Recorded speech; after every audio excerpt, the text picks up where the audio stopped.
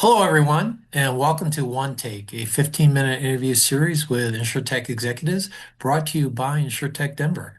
This is a unique series in that there are no edits and no do-overs.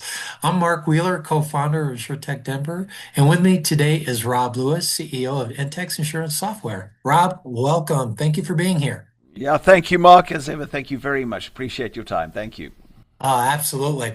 Well, let's get started. A lot of folks may not know of your company. So could you tell us a little bit more about the company and the problems that you're addressing in the industry? So I'll give as brief a background as I can. This company spun out of a company called Kindle Insurance Technologies, which was very dominant in African markets and had a good presence in the London market. And we are what I think the market would term a policy administration software service.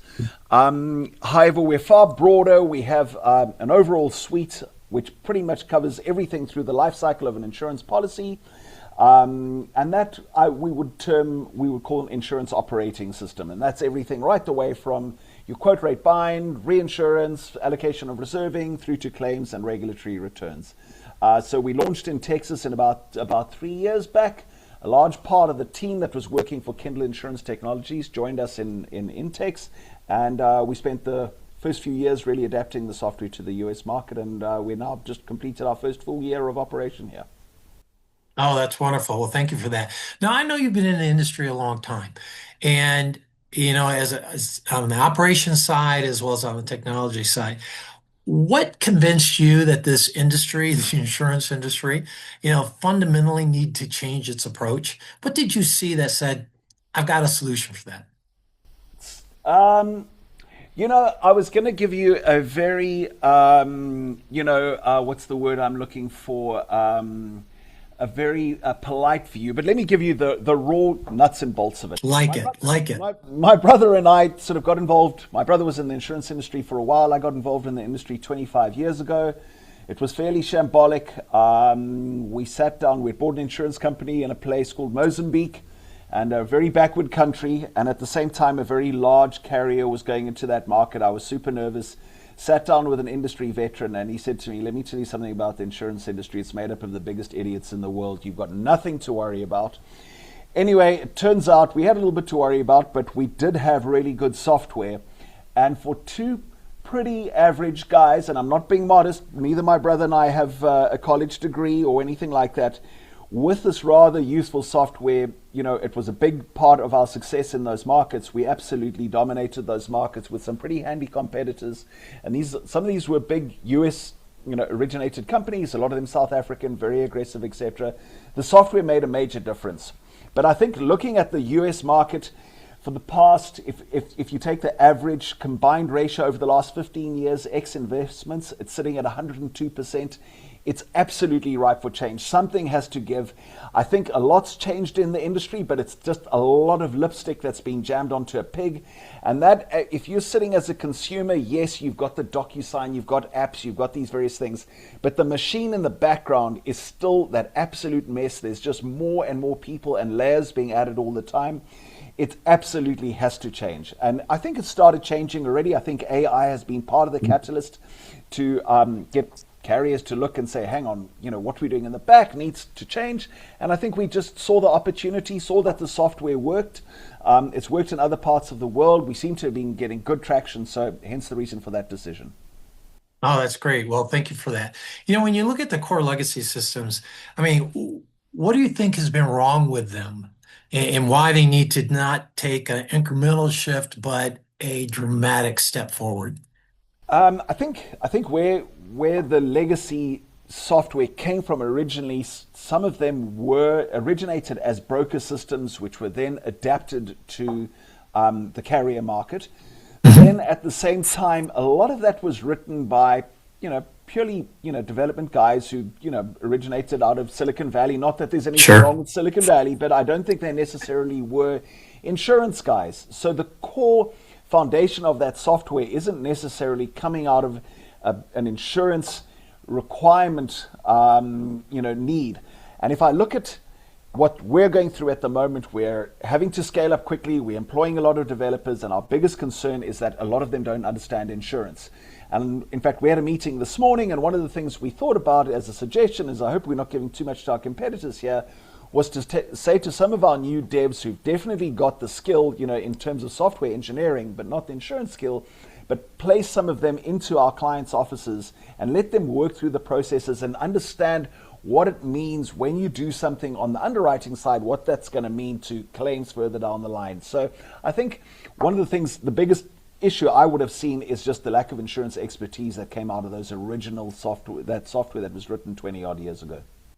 Right. Well, that's very helpful. Thank you for that. Now, the other side of it is the developmental side of it. There's the things that you need, but there's also a cost element to it. So when you think of the true cost and looking at changes that companies need to make, where should they be focusing their dollars and their energy if they're coming up with a new platform, looking at what you're having to offer? Where should that focus be? I think it's something interesting. The difference between the US market to an extent and to what we've seen in the London market is, in the London market, you've generally, anyone who's doing underwriting is looking right the way across the spectrum, all the way to the Mm. claims, to where claims are ending up, what loss ratios are looking like, and what the reinsurers are experiencing. I think because of the size of the US market, I think what's happened is it's very difficult for someone who's on the underwriting side to look right the way across the life cycle and spectrum and have a 360-degree view of what's happening to that insurance policy, from cradle to the grave, as it were. So I think what needs to happen is that you really do need, a champion within an organization to be able to accurately assess software, see what the strengths and weaknesses are, because there's a lot of nuances. We're not necessarily perfect for everybody. And then again, I just think that there are a lot of round pegs being hammered into square holes purely because a company's got a brand name. So I think the research really does need to be done, and getting a good understanding of what's out there. I do think that also a lot of the newer players in the market are very open to allowing a lot of stress testing, sandboxing, and the like. And I think that's essential for any organization to really go through that stress testing of the system. Oh, that's great. Thank you for that. And let's go back to a question I asked a little bit earlier, and that is, how do you as a company, how are you helping other companies in the industry, the MGAs or the carriers or whoever they may be? How are you helping them? I think our biggest thing is, and we've come into the market fairly aggressive. I don't know if we're going to be doing this forever, but certainly, for the first few years, we will be doing this. I think one of the biggest issues with an MGA is the startup cost. And I think from our aspect, we're coming in with zero implementation, which I see has been very popular from the MGA side of things. And I think also a lot of companies have really got burnt with that initial systems integration cost, because very often the legacy players and a lot of entities won't necessarily do the implementation themselves. I'm talking about the PAS providers. Right? They will outsource that to specialist systems integrators. And that's where the broken telephone game begins. I don't know if that's an American thing where you sort of whisper in each other's ears, and by the time it Right? gets round the circle, the message Right? is completely lost. And I do think a lot of that is where things are going wrong. And I think what we're really trying to do is have that direct approach where you're dealing with the developers who've actually done the initial development, people who understand insurance within the technology realm, and being able to translate that very quickly. I think our big aspect is coming in at economically viable prices and really being able to deliver good, clean data. I mean, as simple as that. Yeah, that's big. That's huge. It sounds simple, but we know it's not. You're right. It's very Absolutely. complex. Absolutely. Well, when you think about the future of the industry and that, what do you think that landscape's going to look like, let's say in the next 5 years, in the next 10 years? I think, I know everyone's been banging this drum. I think AI is a huge aspect. If anything, if any industry was made for AI, I think the insurance industry is probably better suited to AI than any other industry, that I can imagine. I think blockchain, was again, really was perfect for the industry. Also, I Right, see a right. lot of that's fallen away. But I think companies that rely on, predictive modeling rather than trying to look in the rear view mirror and trying to steer down the motorway at 100 miles an hour, steering through Right. the rear view mirror, hopefully looking at sort of past data.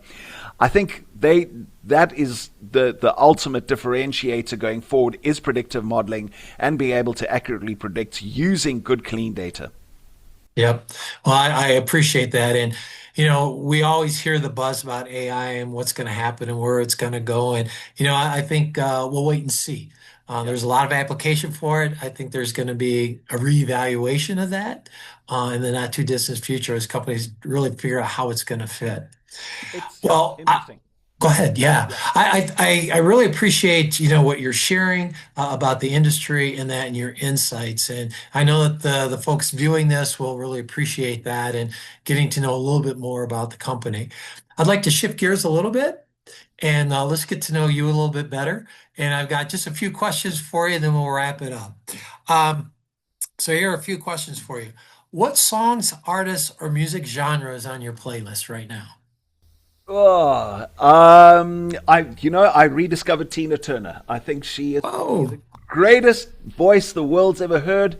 I thought it was Whitney Houston, but I've realized it's actually Tina Turner. This was over the sort of Christmas period. Lots of good memories over the last few months, or last few weeks, listening to Tina Turner. oh, that's wonderful. I had the opportunity of seeing her in concert, and she was amazing, I'm absolutely amazing. extremely jealous. I'm very jealous. I never got Oh, that chance. and it was in a small venue, so it was perfect. Anyway, when you think about your streaming services, who do you like? Are you a Netflix person, an Amazon, a Hulu, a BritBox? I mean, where do you find that extra time? God, I'm embarrassed to tell you that I am not terribly loyal. I'll split across anyone who delivers. I'm enjoying Landman purely being from out of Texas, but living in Texas, just understanding that West Texas culture. I wouldn't say Right. it resonates necessarily, but I do find it very interesting watching from the outside. But overall, no, I'm as I say, I'll move between everything. I like a lot of the old British gangster, sort of series and the like, so always interesting. Oh, that's perfect. That's perfect. Now, when after a long week, Saturday afternoon comes along, Saturday night comes around. What is your beverage? Is it a craft beer, a wine, a It's scotch? Where do you land? Or no yeah, alcohol at all? no, I start with the Negroni. It's always a good of a. It's always a party pleaser. It always wakes you up a little bit, and then we'll go Yep. straight on to red wine. And unfortunately, these days, not much goes through me before I start falling asleep. But especially with the weather we're having at the moment, fireplace going and the like, it's always a good time. Oh, that's perfect. That's perfect. Well, now one other question, then I have one more at the very end. So, what do you do to escape? What's kind of your guilty pleasure? That mindless activity that you just go to? Yeah, I don't know if it's totally mindless, but I do a lot of fishing. I fished Oh, my whole life. I mean, it's been amazing. I mean, I got sent. Well, I don't know if it was voluntarily chose to go into some pretty exotic locations in Africa. A lot of them had just come out of war. A lot of people didn't want to go there, but I was really obsessed with the fishing. And in these ex-war zones, typically the fish are left alone, and I got some yeah. amazing opportunities over the years. I've only been in the US for just over 3 years now, and there's a hell of a lot to explore. So, from my side, I really am, sort of enjoying myself, just finding new locales. I mean, down in South America, Bolivia, I was in Guyana actually earlier last year, which was unbelievable. I don't think I've seen anywhere so unspoilt. And large parts of the United States, interestingly enough, I mean, also completely unspoiled, very well preserved, and America looks after its wildlife, which I, really respect. It's a beautiful part of the world. Oh, that's great. Well, we'll have to get you out to Colorado to do some fly fishing or That's the send pinnacle, you up to right? Wyoming. That'll all That's the be good. pinnacle. Well, let me have one final question for you, and then we'll wrap it up. When you meet someone for the first time, what's the first thing you notice? Their teeth. I don't think I Yeah. don't think my teeth are gonna. I just, the first thing I noticed was, yourself. You've got a very good smile. I've always been envious of people's teeth, but I think that's the very first thing. And I hope I'm not making anyone sort of self conscious here. But then I just think generally how friendly they are, and I think Yeah. it's again it's another good part about Texas. I lived in the UK for a very long time. I walked my dog every single morning in Battersea Park. There was a guy who had the identical dog, plain white, small Jack Russell. Walked along first morning. I walked past, said good morning, and he completely blanked me. 5 years later, I would jump in his path and say good morning, and he would just take a step around me, never greeted me.